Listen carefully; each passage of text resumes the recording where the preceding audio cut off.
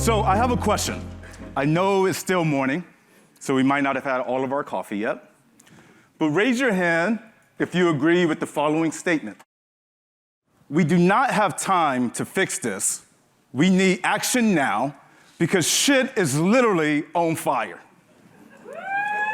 Love it.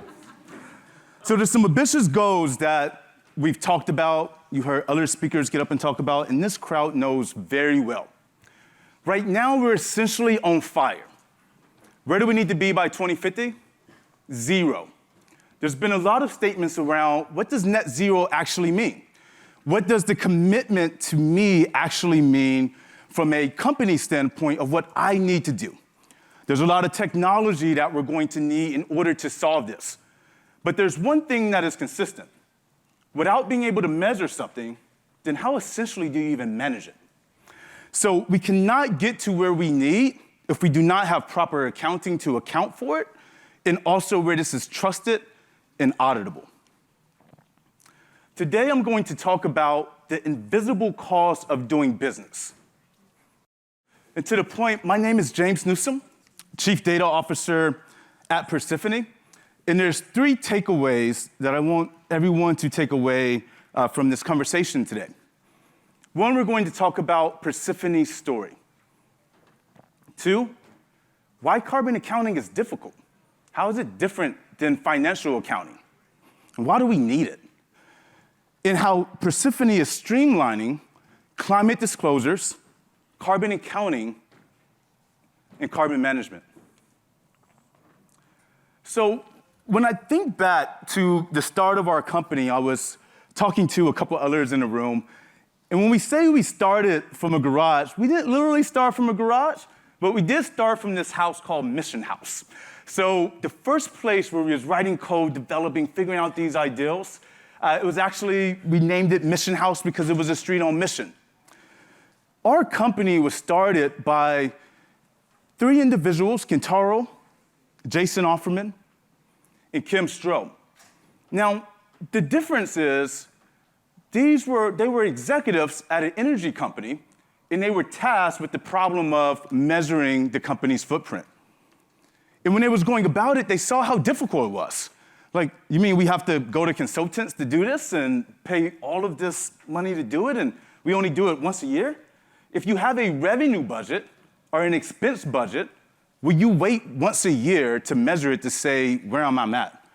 Like, how will you ever achieve any goal? Or if you're not able to operationalize that data, how do you know you're on track to hit that goal? And so starting from that need, they brought a team together to help build this. And I'll never forget, Kentaro hit me up on LinkedIn and was like, I haven't talked to you in a while. How have you been? I met Kentaro while I was working at Insight. I was the director of data science and data engineering. And what I did while I was at Insight, the core of it was understanding accounting systems, understanding decision points, and making sure that the technology works to solve those problems. Not saying the technology needs to force what the decisions are, understanding the decisions that business leaders needed to make, and then working backwards from that point. And I also have my master's in accounting, and we'll get into that. And I never thought I'd use it once I got into the technology sector, actually. So he met me, and he said, James, I'm starting this company, and we're trying to impact the world and measure the footprint of companies to help them reduce it. And I looked at him, I said, man, I definitely want to do this with you, but I'm not actually a climate scientist. And he looked me in the eyes, he said, this is initially a data problem that we need to be able to solve. And I said, well, sign me up. I'm all ready for it. So that is why we exist, to help companies manage, measure, and reduce their overall carbon footprint. Now, who are we?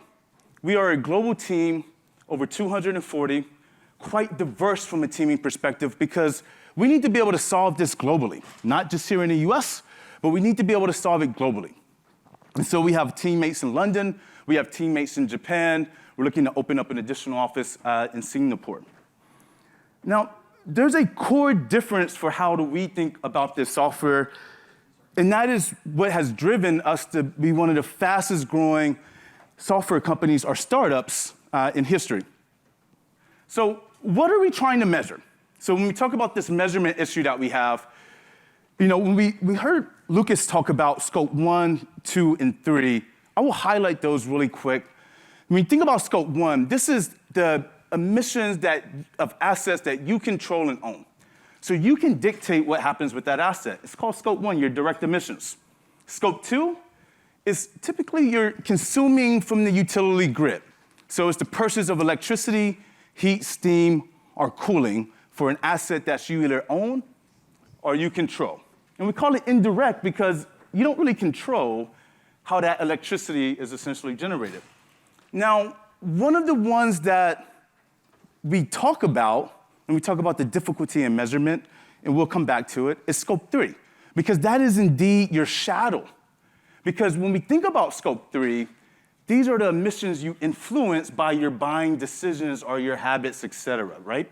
You may not actually generate those emissions, but your decisions, the companies you invest in, the way you interact with other businesses, then influence those overall emissions. When we think about those two books, Carbon Accounting versus Financial Accounting, what is essentially the difference? When we were first saying, how do we impact this? How do we affect change?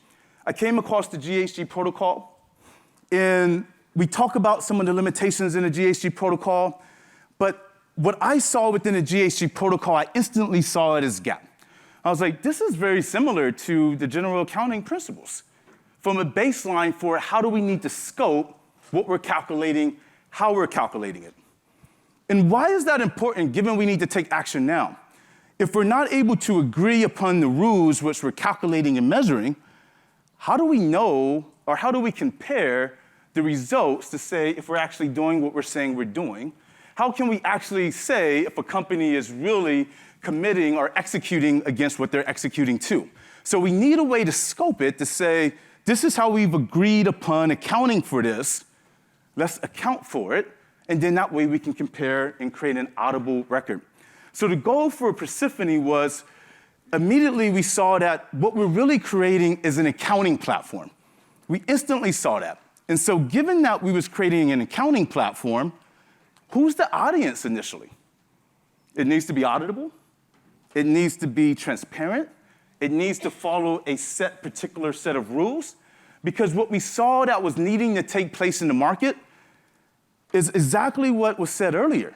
Every company will say, yeah, we have this problem, but we all need to do it. But if a company is not forced or mandated to report, most likely they're not going to invest the resources to make that change. And so we actually did target the CFO office. We did not initially target sustainability teams because they did not have the ability to make company-wide impacts and hold people accountable. But the CFO office did, because anything that needs to be reported and audited, they're now on the hook for it. So you better know that they're going to care about the accuracy and the transparency of it. And from there, we saw frameworks such as TCFD, GRI, being very similar to FASB, meaning what do I now need to report given I have the data? And then once you have that data in a reputable source, now you can start to look to make changes from that. Now, what we saw last week was a major, major milestone for the company in our thesis. Because initially, remember when we talked about this is truly an accounting problem. How do we solve an accounting problem? This needs to be auditable. It needs to be able to scale. We need to be able to have companies force mandates where they actually report.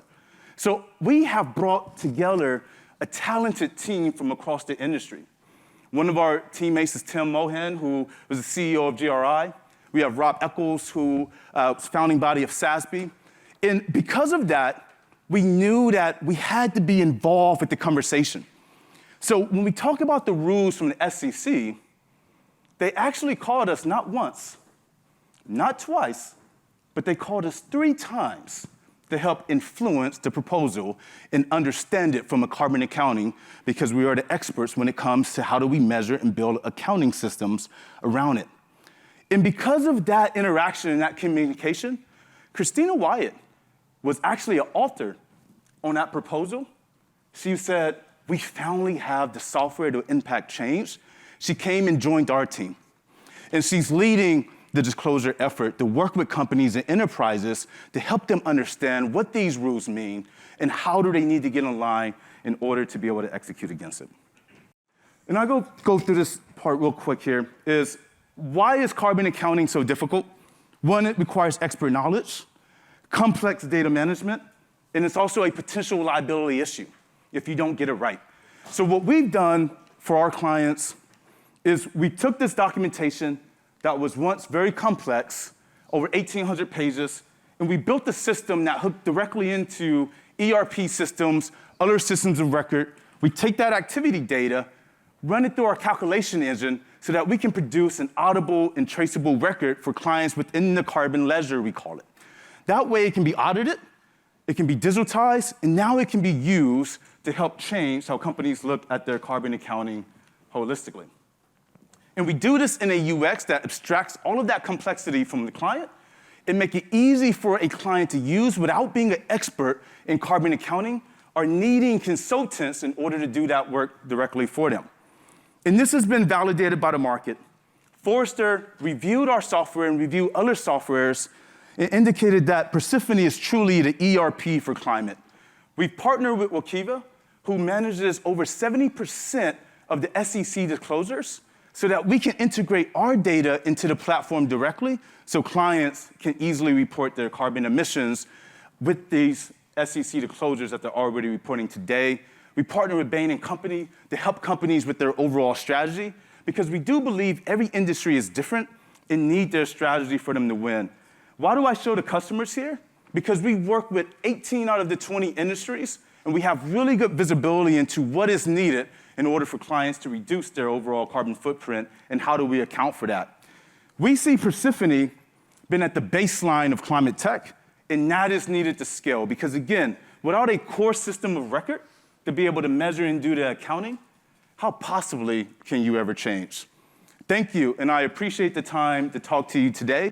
And if you have any questions, I'll be outside or be around later. Feel free to stop by and ask. You know, it would be a good job to be your investment banker, because I think should Oracle or SAP or Salesforce buy this company? One of those is almost certainly. Anyway, well, thank you so much. We're committed to scaling this and going to market. Thank you. Thank you.